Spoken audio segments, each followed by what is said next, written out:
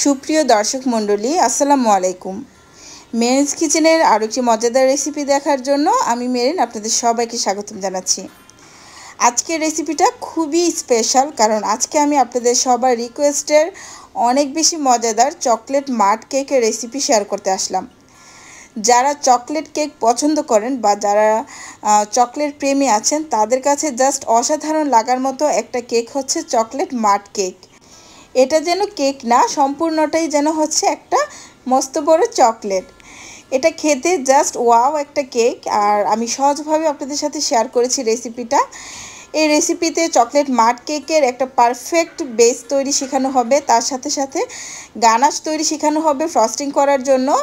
আর এই কেকটা হচ্ছে চকলেট গানাশ দিয়ে ফ্রস্টিং, আর তার সাথে সাথে ডেকোরেশন তো থাকবে, আর সাথে থাকবে অনেক অনেক টিপস। তো আশা করব সব মিলিয়ে আজকের এই চকলেট মাড কেকের রেসিপিটা আপনাদের কাছে খুবই ভালো লাগবে। রেসিপিটা ভালো লাগলে অবশ্যই বাসায় একবার ট্রাই করবেন। আই হোপ নিরাশ হবেন না, 100% পারফেক্টলি আপনারা তৈরি করতে পারবেন। তো চলুন কথা না বাড়িয়ে অসম্ভব মজাদার চকলেট মাড কেকটা শিখে নিই। প্রথমে এখানে আমি নর্মাল তাপমাত্রায় থাকা বাটার নিয়ে নিচ্ছি হাফ কাপ পরিমাণ। ফ্রিজ থেকে 2-3 ঘন্টা আগে বাটারটাকে নামিয়ে রাখলে বাটারটা এরকম সফট হয়ে যায়। তো সেই সফট বাটারটা নিয়েছি হাফ কাপ পরিমাণ, সাথে দিয়ে দিচ্ছি হাফ কাপ ডার্ক চকলেট। চকলেটটাকে আমি ছোট ছোট কিউব করে কেটে নিয়েছি, তারপর চেপে চেপে ভরে ভরে হাফ কাপ পরিমাণ নিয়ে নিয়েছি। তো এই তো আমি একটু মিশিয়ে নিচ্ছি। দেখুন চকলেটটাও কিন্তু আপনারা সবসময় বাইরেই সংরক্ষণ করবেন। তো নর্মাল তাপমাত্রায় ছিল চকলেটটা। সাথে দিয়ে দিচ্ছি এখানে 1 কাপ পরিমাণ চিনি, আর এখানে 1/4 কাপ পরিমাণ নিয়ে নিয়েছি গরম পানি, সাথে দিয়ে দিলাম 1 চা চামচ পরিমাণ কফি। 1/4 কাপ পরিমাণ গরম পানির সাথে 1 চা চামচ পরিমাণ কফি দিয়ে আমি মিশিয়ে নিয়েছি। এখানে অবশ্যই পানিটা গরম দিবেন। তারপর 1/4 কাপ পরিমাণ দিয়ে দিলাম হচ্ছে দুধ। এটা নর্মাল টেম্পারেচারেই ছিল। তো এরপর এই উপকরণগুলোকে একসাথে আমরা মেল্ট করে নিব। আর মেল্ট করার জন্য এখানে আমি একটা হাঁড়িতে ফুটন্ত গরম পানি নিয়েছি, তার উপরে এই বাটিটা বসিয়ে কিছুক্ষণ নাড়াচাড়া করলেই দেখবেন আস্তে আস্তে সব কিছু একসাথে মেল্ট হয়ে যাচ্ছে। আপনি চাইলে এই ডাবল বয়লার প্রসেসও করতে পারেন, আবার চাইলে মাইক্রো ওভেনেও কিন্তু করে নিতে পারেন, সেক্ষেত্রে আরও ঝামেলা কম। তবে ওভেন যেহেতু সবার বাসায় থাকে না মাইক্রো ওভেনটা, তো সেই জন্য আমি এভাবেই করছি। সমস্যা নেই, এটাও সহজ। গরম পানির উপর জাস্ট পাত্রটা রেখে দিবেন, রেখে কিছুক্ষণ নাড়াচাড়া করলেই দেখবেন এরকম একটা লিকুইড মিক্সচার তৈরি হয়ে গিয়েছে। সব কিছু একসাথে খুব ভালো করে মিশে গিয়েছে। দেখুন এখানে কিন্তু কোনো লাম্পস নেই। তো এই পর্যায়ে কিন্তু এই মিশ্রণটা হালকা কুসুম গরম থাকতে পারে। একটা আঙ্গুল ডুবিয়ে দেখবেন আঙ্গুলটা এটা তাপটা সহ্য করতে পারে। এরকম অবস্থাতে এখানে আমি ডিমগুলো দিয়ে দিব। তো এখানে আমি নর্মাল তাপমাত্রায় থাকা 2টা ডিম দিয়ে দিচ্ছি। আর কেক তৈরির ক্ষেত্রে আপনারা সবসময় একটা জিনিস খেয়াল রাখবেন, এখানে যা যা ব্যবহার করবেন সব কিছু নর্মাল তাপমাত্রায় থাকতে হবে। ফ্রিজের হলে ঘন্টাখানেক আগে থেকে নামিয়ে রাখলে ভালো হয়। তো 2টা ডিম দিয়ে ইলেকট্রিক বিটার মাধ্যমে আমি 2 মিনিটের মতো একটু বিট করে নিয়েছি। এই কাজটা আপনারা চাইলে হ্যান্ড উইক্সের মাধ্যমেও করতে পারবেন, কোনো সমস্যা নেই। আমি বিটার দিয়ে করলাম। আর এখন 2 টেবিল চামচ পরিমাণ রান্নার রেগুলার সয়াবিন তেল দিয়ে আরও 1 মিনিটের মতো বিট করে নিচ্ছি। তো সব কিছু জাস্ট এখানে একসাথে মিশিয়ে যাওয়া, এখানে ফোম তৈরির বা কোনো সময় নেই। এখানে জাস্ট আপনার ডিম আর যা যা আছে সব কিছু একসাথে মিশে গেলেই হলো। তো এবারে মিশ্রণটা সাইডে রেখে দিলাম। আর এখানে একটা চালনিতে 1 কাপ পরিমাণ ময়দা দিয়ে দিয়েছি, 1/4 কাপ পরিমাণ কোকো পাউডার দিয়ে দিয়েছি। এটা মালয়েশিয়ান ব্র্যান্ডের কোকো পাউডার, খুব ভালো এই কোকো পাউডারটা হয়। 1 চা চামচ পরিমাণ দিয়ে দিয়েছি বেকিং পাউডার, 1/2 চা চামচ পরিমাণ দিলাম বেকিং সোডা, 1/4 টিস্পুনের মতো দিয়ে দিলাম হচ্ছে লবণ। এবার এই শুকনো উপকরণগুলোকে চেলে নিচ্ছি। কেকে লবণটা আপনারা চাইলে স্কিপ করতে পারেন, তবে দিলে আমার কাছে কেকের টেস্টটা ভালো মনে হয়। তো আপনাদের যেটা পছন্দ এটা অপশনাল। তো এবার শুকনো উপকরণগুলো খুব ভালো করে আমি চেলে নিয়েছি। চেলে একটু ভালো করে মিশিয়ে নিচ্ছি যেন সব কিছু একসাথে মিশে যায়। এরপর যে লিকুইড মিশ্রণটা আমি তৈরি করেছিলাম সেখানে এই শুকনো উপকরণটা দিয়ে দিয়েছি। দিয়ে আমি ইলেকট্রিক বিটারের স্ট্যান্ড দিয়ে একটু মিশিয়ে নিচ্ছি, যেহেতু এটা শুকনো উপকরণ, বিটার অন করলে কিন্তু এগুলো উড়ে যাবে, তাই একটু হালকা করে মিশিয়ে তারপর আমি বিটারটা অন করে বিট করে নিব। এই কেকে কোনো মিক্সিংয়ের ক্ষেত্রেও কোনো সাবধানতা অবলম্বন করার প্রয়োজন নেই, জাস্ট সব কিছু খুব ভালো করে মিশিয়ে নিলেই হবে। এই কেকটা তৈরি করা কিন্তু খুব একটা কঠিন না, সহজ। এটা সেনসিটিভ কেক না। আপনারা আমি যে যে উপকরণ দিয়েছি সব কিছু যদি পারফেক্ট রাখেন, ইনশাল্লাহ খুব মজার একটা কেক তৈরি করতে পারবেন। তো আমি বিটারের মাধ্যমে 1 মিনিটের মতো বিট করি সব কিছু মিশিয়ে নিয়েছি। তারপর একটা স্প্যাচুলার মাধ্যমে আবারও সাইড থেকে এনে সব কিছু খুব ভালো করে মিশিয়ে নিলাম। আর এই ব্যাটারটা এরকম একটু লিকুইড টাইপের হবে আর একদম চকলেটি হবে। তো এখন কেকটা বেক করার জন্য এখানে আমি 5 ইঞ্চি সাইজের একটা মোল্ড নিয়ে নিয়েছি। তবে এই মোল্ডের হাইটটা একটু বেশি নর্মাল মোল্ডের চেয়ে। তো আমি ইচ্ছে করে একটু হাইট মোল্ডে দিয়েছি যেন কেকটা দেখতে বেশি সুন্দর লাগে। আপনারা চাইলে এটা 6 ইঞ্চি সাইজের মোল্ডেও বেক করতে পারেন। তো আমি পাশে অল্প একটু ব্যাটার, আমার কাছে মনে হচ্ছিল যে এটা দিলে বেশি হয়ে যাবে, তাই সাইডে একটা মোল্ডে দিয়ে দিয়েছি। আর এই মোল্ডের নিচে কিন্তু আমি বেকিং পেপার বিছিয়ে দিয়েছিলাম সামান্য একটু অয়েল ব্রাশ করে। তো ওইটাও আমি সাইডে একটু বেক করে নিব, বাচ্চারা খেয়ে ফেলবে। আর এই তো আমি ব্যাটারটা দেখতেই পেরেছেন একটা স্টিকের মাধ্যমে কয়েকবার ঘুরিয়ে ঘুরিয়ে তারপর ট্যাপ করে নিয়েছিলাম। এরপর আমি 170 ডিগ্রি তাপে আপ ডাউন হিট অন রেখে মিডল তাকে রেখে কেকটিকে বেক করে নিয়েছি 50 মিনিটের মতো। আর 10 মিনিট আগে থেকে ওভেনটা প্রিহিট করা ছিল। তো এরই মধ্যে দেখুন আমার কেকটা মাশাআল্লাহ কত সুন্দরভাবে বেক হয়ে গিয়েছে। আর এটা তো স্পঞ্জ কেক না, এটা হচ্ছে মাড কেক। এই কেকটা আসলে একদমই চকলেটি হবে। আর এটা যখন আমরা লেয়ার করব তখন দেখতে পারবেন স্লাইসগুলোর ভিতরে কতটা চকলেটি। আর উপর দিয়ে দেখেই বুঝতে পারছেন মাশাআল্লাহ কত পারফেক্ট হয়েছে।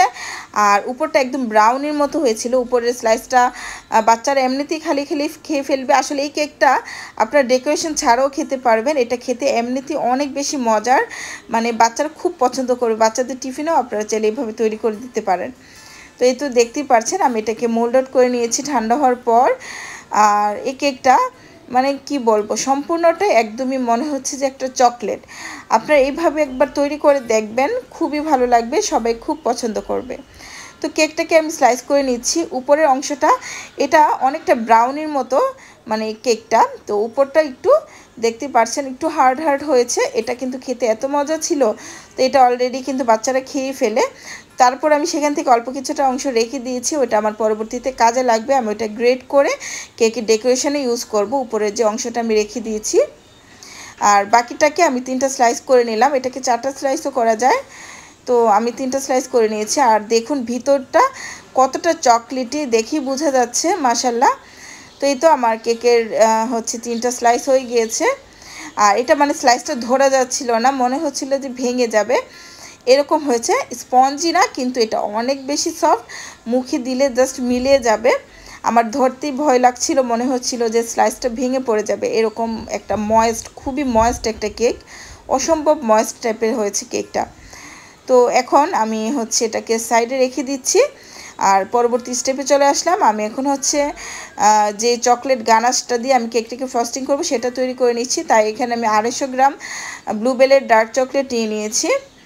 তো সেটাকে একটু ছোট ছোট কিউব করে কেটে নিলাম। তো সেটা এখন আমি একটা বলে নিয়ে নিচ্ছি। সাথে দিয়ে দিচ্ছি এখানে 1 কাপ পরিমাণ হুইপ ক্রিম। যে কোনো ভালো মানের হুইপ ক্রিমই এখানে ব্যবহার করতে পারবেন। তো এই 250 গ্রাম চকলেট এবং 1 কাপ পরিমাণ হুইপ ক্রিম আমি এখন মেল্ট করে নিচ্ছি। আমি এটাকে ওভেনে দিয়ে মেল্ট করে নিয়েছি। এটাকেও আপনারা চাইলে ডাবল বয়লার সিস্টেমে, যেটা প্রথমে দেখিয়েছিলাম, গরম পানির উপরে পাত্রটা রেখেও মেল্ট করে নিতে পারবেন। আমি ওভেনে 20 সেকেন্ড করে করে দিয়ে 2-3 বারে এটাকে মেল্ট করে নিয়েছি। তো দেখুন এরকম ঘন একটা গানাশ তৈরি হয়ে গিয়েছে আমার। তো এই গানাশটাকে এখন আমি ঢাকনা দিয়ে ঢেকে বা কোনো র্যাপিং পেপার দিয়ে র্যাপ করে নর্মাল ফ্রিজে রেখে দিব 1 থেকে 1.5 ঘন্টার জন্য। এতে করে এটা ঠান্ডা হয়ে খুব সুন্দরভাবে সেট হয়ে যাবে। তো আমি প্রায় 1.5 ঘন্টা পর ফিরে আসলাম। আমার গানাশটা এই তো সেট হয়ে গিয়েছে। তো এবার আমি এটাকে অল্প একটু বিট করে নিব, এতে করে গানাশটা আর কিছুটা ফ্লাফি হয়ে যাবে এবং কালারটা একটু মানে লাইট হয়ে আসবে আর কি। আমি এটাকে 2 থেকে 3 মিনিটের মতো বিট করেছিলাম। এর মধ্যে দেখুন কালারটা কিছুটা চেঞ্জ হয়ে গিয়েছে আর কিছুটা ফ্লাফি হয়ে এসেছে এই গানাশটা। আর এর মধ্যে আমার এই গানাশটা ফ্রস্টিং করার জন্য একদম রেডি। তো এই গানাশটা তৈরি করে নেওয়ার পর ফ্রিজে আরও কিছুক্ষণ রেখে দিতে পারলে গানাশটা আরও সুন্দরভাবে সেট হয়ে যায়। তো আমি সেজন্য এটাকে আরও প্রায় 15 মিনিটের মতো নর্মাল ফ্রিজে রেখে দিয়েছিলাম। তারপর এখন পাইপিং ব্যাগে ঢুকিয়ে নিচ্ছি। পাইপিং ব্যাগটা আমি এরকম একটা মগের মধ্যে সেট করে নিয়েছি। তার মধ্যে এখন আমি গানাশটা দিয়ে দিচ্ছি। এখন আমরা ফাইনালি কেকটা ডেকোরেশন করব। সব কিছু করার পর কেক ডেকোরেশনের পর্যায়টা খুবই ভালো লাগে। যখন কেকটা সুন্দরভাবে সাজানো হয় তখন কিন্তু মনটাও ভালো হয়ে যায়। তো এই তো একটা পাইপিং ব্যাগে নিলাম আর পাইপিং ব্যাগের মাথাটা আমি একটু করে কেটে নিয়েছি। সামান্য একটু গানাশ আমি বোর্ডে লাগিয়ে দিয়েছি। আর এখন কেকের একটা স্লাইস বসিয়ে দিচ্ছি। কেকটা ঠান্ডা হওয়ার পরেও একটু কিন্তু হার্ড হয়নি, এটা একদম ময়েস্ট ছিল। আর এই কেকে সুগার সিরাপ দেওয়ার কোনো প্রয়োজন নেই, কারণ এই কেকটা এমনিতেই অনেক বেশি ময়েস্ট, একদমই চকলেটই, তাই এখানে আলাদা করে সুগার সিরাপ দিতে হবে না। তো তারপর এখানে আমি চকলেট গানাশের যে ফ্রস্টিংটা সেটা দিয়ে দিলাম, আর এরপর একটু সমান করে নিয়েছি একটা প্লেট নাইফের মাধ্যমে। তারপর কেকের দ্বিতীয় লেয়ারটা দিয়ে দিলাম, সেমভাবেই চকলেট গানাশ দিয়ে একটু সমান করে নিচ্ছি। তো ফ্রেন্ডস, এই পর্যায়ে সবার কাছে একটা রিকোয়েস্ট রইল, আমার ভিডিওগুলো যদি আপনাদের কাছে ভালো লাগে, উপকৃত হন, তাহলে প্লিজ আমার চ্যানেলটাকে সাবস্ক্রাইব করবেন, বেশি বেশি লাইক কমেন্ট শেয়ার করবেন। যারা ফেসবুক পেজ থেকে দেখছেন, পেজটিকে একটা লাইক ও ফলো দিয়ে সাথেই থাকবেন। আর ভিডিওটা বেশি ভালো লাগলে শেয়ার করে রেখে দিবেন, এতে করে আরও অনেকেই দেখতে পারবে। তো কেকের তৃতীয় লেয়ারটা বসিয়ে দিলাম, এরপর সামান্য একটু চকলেট গানাশ দিয়ে আমি কেকটাকে ক্রামস কোট করে নিচ্ছি। কেক ফিনিশিংয়ের আগে ক্রামস কোট করে নেওয়া খুবই জরুরি, এতে করে কেকের ক্রামসগুলো আর কেকের ফিনিশিংয়ের সময় ভেসে আসে না, খুব সহজে ফিনিশিংটা করা যায়। তো এই তো আমি একটু প্লেট নাইফের মাধ্যমে ক্রামসগুলো একটু সেট করে নিলাম, তারপর একটা স্ক্র্যাপারের মাধ্যমে টেনে টেনে একটা হালকা ফিনিশিং দিয়ে নিয়েছি। আমার ক্রামস কোট করা হয়ে গিয়েছে, বোর্ডটা ক্লিন করে নিয়েছি। এইবার পাইপিং ব্যাগের মাধ্যমেই সাইডে এবং উপরে আমি ভালো করে গানাশটা লাগিয়ে দিচ্ছি। আমি যেভাবে করছি এভাবে করে আপনারা যদি গানাশ দিয়ে কেকে ফিনিশিং করেন, খুব সহজেই করতে পারবেন। অনেকেই গানাশ দিয়ে কেকে ফিনিশিং করতে পারে না বা হিমশিম খায়, তাই আমার এই প্রসেসটা ফলো করবেন। প্রথমে পাইপিং ব্যাগ দিয়ে খুব ভালো করে গানাশটাকে লাগিয়ে নেবেন, তারপর এভাবে করে ফিনিশিং দিবেন। আর আরও একটা টিপস হচ্ছে, যখন দেখবেন গানাশটা সমান হতে চায় না, এবড়ো থেবড়ো হয়ে যায়, তখন আপনারা একটু কুসুম গরম পানিতে স্ক্র্যাপারটা বা প্লেট নাইফটা চুবিয়ে একটু হালকা একটা গরম গরম ভাপ করে তারপর টান দিবেন, দেখবেন তখন গানাশটা সফট হয়ে ফিনিশিং চলে আসবে দ্রুত। তো এখন আমি প্লেট নাইফটা দিয়ে উপরটা সমান করে নিয়েছি, তারপর একটা স্ক্র্যাপারটা যেটা আমি এখন টান দিলাম, স্ক্র্যাপারটা কিন্তু আমি কুসুম গরম পানিতে একটু চুবিয়ে নিয়ে টান দিয়েছি, এতে করে কিন্তু সাইডটা সমান হয়ে গিয়েছে। এবং প্লেট নাইফটাও কিন্তু আমি একটু কুসুম গরম পানিতে চুবিয়ে টান দিয়েছি, এতে করে কিন্তু খুব সুন্দর একটা ফিনিশিং চলে এসেছে। তো উপরে আমি আর একটা ডিজাইন করার জন্য এখন এখানে একটু গানাশ যেটা ছিল আমার, সেটাকে একটু লিকুইড করে নিয়েছি ওভেনে দিয়ে, তো সেটা একটু স্প্রেড করে দিলাম। দিয়ে আমি এরকম একটা ছোট্ট নাইফ দিয়ে এরকম করে একটা জিগজ্যাগ ডিজাইন করে দিচ্ছি উপরটার মধ্যে, একটা সুন্দর একটা লুক আসার জন্য। এটা আপনারা আপনাদের পছন্দ মতো ডেকোরেশন করবেন। আর চকলেট মাড কেক আসলে এতটা ডেকোরেশন করার কিছু নেই, কারণ এই কেকটা এমনিতেই এত মজার আর এতটা চকলেটই, এটা আলাদা করে এত ডেকোরেশনের কিছু নেই। তো তারপরেও আমি আমার মতো করে একটু ডেকোরেশন করছি। এখন যেটা দেখতে পাচ্ছেন, এটা হচ্ছে কেকের লেয়ারের উপরের যে স্লাইসটা আমি রেখে দিয়েছিলাম, সেখান থেকে অর্ধেকটার মতো আমার বাচ্চারা খেয়ে ফেলেছে, বাকি অর্ধেকটা আমি একটু ব্লেন্ড করে নিয়েছি। আর এটা যেহেতু উপরেরটা একদম ব্রাউনি টাইপের হয়েছে, তো এটা কিন্তু আর আলাদা করে ড্রাই করার কোনো প্রয়োজন নেই, কিছুই করতে হবে না, জাস্ট আপনি একটু ব্লেন্ড করে এরকম গুঁড়ো করে সাইডে দিয়ে দিবেন, এতে করে খুব সুন্দর একটা লুক চলে আসবে কেকের মধ্যে। তো এই তো আমি কিভাবে লাগিয়ে নিয়েছি আপনারা দেখে নিশ্চয়ই বুঝতে পেরেছেন। এবার এক্সেস যেই গুঁড়োগুলো সেগুলো আমি ক্লিন করে নিয়েছি। তো এই তো এরপর এখানে আমি একটা ছোট্ট একটা স্টার নোজেলের মাধ্যমে কিছুটা এরকম ঘুরিয়ে ঘুরিয়ে একটু দিয়ে দিচ্ছি আর কি গানাশটা। এটা আপনারা আপনাদের পছন্দ মতো দিবেন, যেভাবে আপনাদের করতে ইচ্ছে করে সেভাবেই দিবেন। তো এটা একটা ছিল ছোট সাইজের স্টার নোজেল, তো সেটা দিয়ে আমি এরকম করে একটু জাস্ট ঘুরিয়ে ঘুরিয়ে পেঁচিয়ে পেঁচিয়ে দিয়ে দিচ্ছি। আর এরই মধ্যে কিন্তু আমার এই কেক ডেকোরেশন কমপ্লিট হয়ে গেল। অনেক বেশি মজাদার চকলেট মাড কেক। আপনারা যে কোনো বিশেষ দিনে বা বিশেষ কাউকে সারপ্রাইজ দেওয়ার জন্য এই চকলেট মাড কেকটা তৈরি করতে পারেন। এই কেকটা আমি আমার হাজব্যান্ডের জন্য তৈরি করেছিলাম, আমার হাজব্যান্ড অনেক খুশি হয়েছিল। আর কেকটা খেতে আসলেই খুবই মজার ছিল। এটা সম্পূর্ণ কেকটাই যেন একটা চকলেট, অনেক বেশি মজার। আপনারা এইভাবে তৈরি করবেন। আর যারা এটা সেল করতে চান তারা কিন্তু অবশ্যই সেল করতে পারেন। এটা যে কেকটা আমি আজকে শেয়ার করেছি, এটার ওজন হয়েছিল 1 কেজি প্লাস। আর এটা হচ্ছে কমপক্ষে আপনাদের 1000 থেকে 1200 টাকা পাউন্ড রাখতে হবে, তার এই কেকটার দাম আপনার 2200 থেকে 2400 টাকা। আর এটা যদি আপনারা টাকা দিয়ে নিয়েও থাকেন, তারপরেও কিন্তু এটা খেলে বলতে হবে যে অসাধারণ একটা কেক। আমিও কিন্তু আপনাদের কাছে পৌঁছে দিব ঢাকার ভিতরে। যদি আপনারা মজাদার এই কেকটা নিতে চান, অবশ্যই আমার পেজে নক দিবেন। আর যারা ইউটিউব থেকে দেখছেন তাদের জন্য বলছি, ডিসক্রিপশন বক্সে কিন্তু আমার পেজের লিঙ্ক দেওয়া আছে, আপনারা চাইলে সেখান থেকে আমার পেজে গিয়ে আমাকে নক দিতে পারেন। ঢাকার ভিতরে আমি সব ধরনের কেক ডেলিভারি দিয়ে থাকি। তো এই তো কেকটা স্লাইস করে নিয়েছি, আর স্লাইসটা দেখার পর বুঝতেই পারছেন কতটা ইয়ামি হয়েছে কেকটা। তো আর কথা না বাড়াই, সবার কাছে আবারও রিকোয়েস্ট রইল আমাকে সাপোর্ট করবেন, আমার চ্যানেলের সাথে থাকবেন, পেজের সাথে থাকবেন। সবাই খুব বেশি ভালো থাকবেন। আজকের মতো এখানেই বিদায় নিচ্ছি। আল্লাহ হাফিজ।